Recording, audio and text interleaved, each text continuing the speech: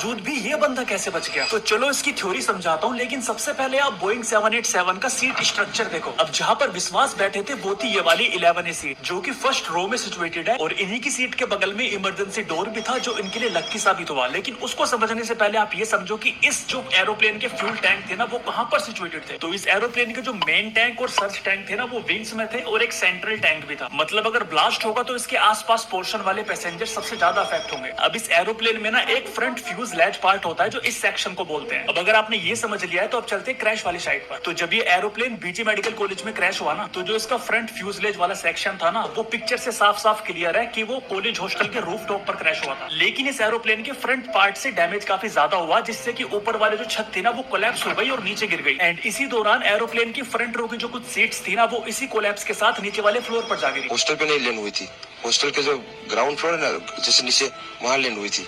तो मुझे दूसरे के बारे में मेरे को पता नहीं, लेकिन वहां जहाँ लैंड हुआ था ना, वो नीचे की साइड थी। मतलब ये कुछ सीट आइसोलेट हो गई एरोप्लेन के मेन पोर्शन से, लेकिन इसी दौरान ऊपर वाले पोर्शन में ब्लास्ट हो चुका था। अब ये ब्लास्ट इतना हैवी था कि इसमें ऊपर बैठे लोग तो तुरंत ही मेल्ट हो गए होंगे, लेकिन नीचे वाले फ्लोर पर 11A सीट के पास विश्वास बैठे थे, जिन्होंने देखा इमरजेंसी डोर टूटा हुआ है, तो वो वहां से देखकर बाहर निकल लिए। अब इनको देखकर अदर पैसेंजर भी निकलने का ट्राई कर रहे थे, लेकिन उनके बगल में निकलने की जगह थी नहीं। अपोजिट साइड पे था ना, वो बिल्डिंग का वो था ना दीवार, तो उधर से कोई शायद नहीं निकल सका होगा। एंड इसी बीच में ना जो फ्लेम की लपटें थी वो नीचे तक आ गई। एंड ये 1 in a million केस था कि विश्वास कुमार के साथ जो हुआ कि वो सेफली बाहर निकल पाए। अब हो सकता है इस थ्योरी में मुझसे काफी सारी गलती हुई हो, लेकिन अगर वो थ्योरी सही है ना, तो फिर भी आपके काफी सारे क्वेश्चंस होंगे, तो आपके लिए कमेंट सेक्शन खुला है।